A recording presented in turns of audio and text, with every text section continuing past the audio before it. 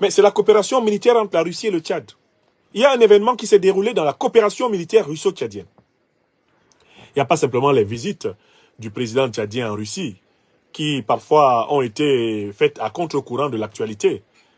Une actualité dans laquelle les Africains sont en permanence menacés par les néocolons français, menacés par les impérialistes occidentaux, à l'idée qu'ils aient des relations économiques, scientifiques, culturelles, politiques, diplomatiques avec la Russie, quoi. Mohamed Kaka s'est levé et est allé là-bas. Mais enfin, il y a quelque chose qui vient de se passer, et je vais vous lire donc un extrait d'un article de Sputnik Africa que j'ai publié sur ma page. Un article de Sputnik Africa. Des militaires russes ont participé à la libération des soldats tchadiens détenus par des islamistes. D'accord? C'est un article qui est sorti hier, 28 mai 2024. Et il est dit ceci. Un total de 21 membres des forces armées tchadiennes avaient été capturés par des combattants de groupes armés illégaux alors qu'ils sécurisaient un aéroport de la région.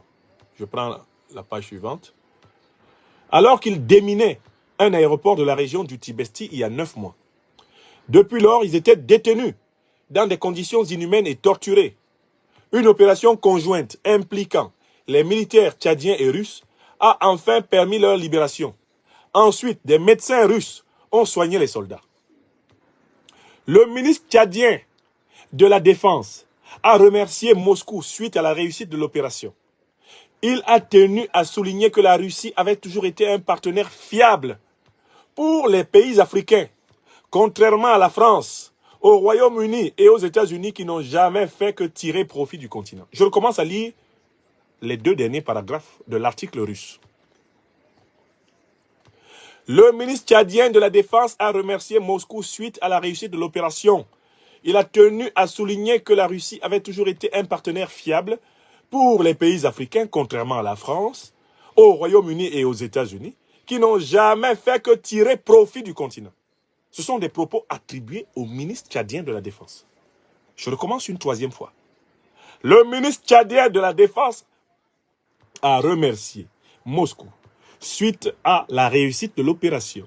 Il a tenu à souligner que la Russie avait toujours été un partenaire fiable pour les pays africains, contrairement à la France, au Royaume-Uni et aux États-Unis, qui n'ont jamais fait que tirer profit du continent. Fin de citation. J'ai lu 3 fois. Vous avez entendu ce que le ministre tchadien de la Défense a dit? C'est rapporté par le groupe officiel de presse Sputnik News Africa. Journal paraissant en Afrique. Mais journal officiel russe. Vous avez entendu les propos attribués au ministre tchadien de la Défense et qui n'ont pas été démentis? Vous avez entendu?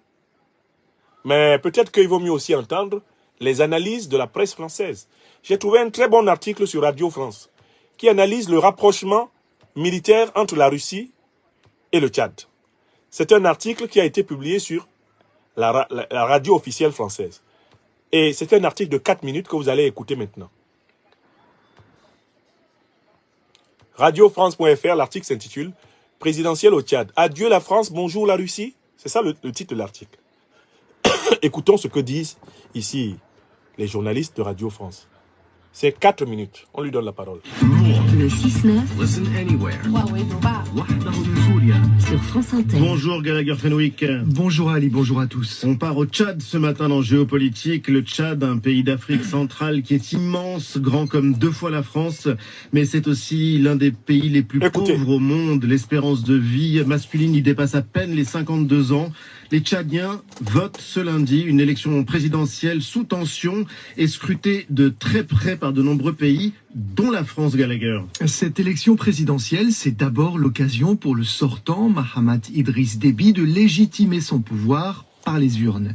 Il y a 3 ans, son père est mort au combat. Après une 30aine d'années passées à la tête du pays, Idriss Déby père est tombé lors d'un affrontement avec des rebelles près de la frontière entre le Tchad et la Libye. Après avoir annoncé la nouvelle, L'armée a installé son fils à sa place, un conseil militaire de transition chargé de préparer des élections libres et démocratiques. Le vote aura donc lieu ce lundi avec beaucoup de retard et de sang versé. Celui de dizaines de manifestants tués en octobre 2022 selon une commission locale des droits de l'homme. Ses soutiens de l'opposition dénonçaient une transition trop longue. Elle ne devait durer que 18 mois. Au final, il aura fallu attendre 2 fois plus longtemps pour que le vote ait lieu. Il y a beaucoup de suspense autour de ce scrutin, Gallagher. Parmi la dizaine de concurrents, Marion, face au président de la transition, le plus sérieux pourrait bien être le Premier ministre sortant. Merci de partager l'émission. Il est difficile de déterminer Merci. s'il n'est qu'un opposant prétexte engagé dans une sorte de match amical. Sa fin de campagne sème le doute et annonce peut-être un vrai duel. Après être rentré d'exil et avoir accepté de former un gouvernement d'union au début de l'année, Succès Masra, c'est le nom du Premier ministre sortant, a durci sa rhétorique pendant la campagne. Dans la dernière ligne droite avant le scrutin, il galvanise les foules avides de changement et promet une victoire par chaos dès le premier tour. Le Tchad est un partenaire significatif, un ancien partenaire pour la France, Gallagher, et on imagine une certaine fébrilité du côté de Paris. Effectivement, Ali, la France au Tchad, c'est plus d'un siècle de présence militaire continue dans le pays. Des opérations extérieures, Un siècle. de l'ingérence quand les militaires ont participé à renverser un pouvoir ou en protéger un autre, et de la coopération avec l'armée tchadienne. Un modèle révolu selon plusieurs observateurs Écoutez et bien, acteurs politiques locaux. Après avoir été évincé du Mali et du Burkina Faso, Paris a à peine pu retarder son éviction du Niger. Ah. Un peu plus tôt cette année, l'envoyé personnel du président Macron pour l'Afrique Ouais. a fait savoir que la France souhaite rester au Tchad. Pendant la séquence électorale, Paris se fait donc discret. Elle guette les déclarations des principaux prétendants sur la présence d'étrangers dans le pays. Et concrètement, quelle est la crainte de la France, Gallagher? Que la série sahélienne poursuive son cours, Marion. Que N'Djamena, la capitale tchadienne, soit la prochaine à exiger le départ des quelques 1000 soldats français stationnés sur place. Ah bon? L'utilisation de 3 bases militaires dans le pays pour lutter contre le djihadisme dans la région n'est plus une raison suffisante pour se maintenir au Tchad. Sans changement significatif dans sa manière de traiter avec les autorités locales, la France risque de n'être perçue que comme une force d'occupation. Il est désormais courant dans cette partie du continent de présenter les militaires occidentaux comme une force de prédation et non de libération. Très bien. Les Américains l'ont bien compris. Quelques semaines avant le scrutin, ils ont décidé de largement réduire leur empreinte sur place. Les Américains ont commencé à en ne laissant partir. que quelques dizaines de soldats. Le temps de laisser passer un éventuel orage et d'adapter leur posture en fonction du vent qui soufflera après l'élection. Afin de plaire à une partie de la foule en jouant le rapport de force avec les Occidentaux, les principaux candidats envisagent ouvertement de nouer des partenariats avec le nouvel acteur majeur dans cette zone, la Russie. Merci Gallagher Fenwick, c'était Géopolitique à suivre, le grand entretien. Donc, vous avez écouté Gallagher Fenwick de Radio France, qui vous dit que les États-Unis et la France sont en difficulté au Tchad. Ou bien c'est moi seul qui ai entendu ça. Les journalistes officiels de Radio France que vous écoutez, c'est une émission du samedi 4 mai 2024. Gallagher Fenwick. Vous avez entendu ce qu'il dit? Il dit quoi? Quelle est l'angoisse qui s'est emparée des officiels français par rapport à la présence militaire depuis plus de 100 ans de l'armée française au Tchad? C'est l'angoisse du départ. Et il rapporte que l'opinion tchadienne est pour le départ. Le retrait total des bases françaises. Et que récemment, les Américains ont été obligés de commencer à relever leurs troupes du sol tchadien. Donc, quand des analystes officiels, des journalistes officiels de Radio France vous disent cela, africains, observateurs politiques, vous êtes d'accord avec moi qu'il faut en conclure que le Tchad est au seuil d'une révolution géopolitique. Le Tchad est au seuil d'une révolution géopolitique. Ne soyez pas surpris lorsque le régime de Mahamat Kaka Déby va demander à l'armée française de se retirer du sol tchadien.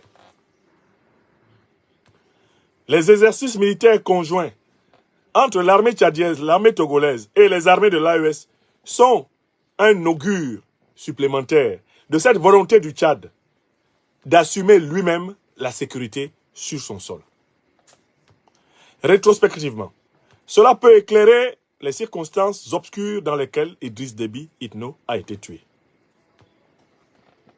Cette volonté de libérer le sol tchadien de cette présence est sans doute en rapport avec les circonstances dans lesquelles Idriss Déby Itno a été tué.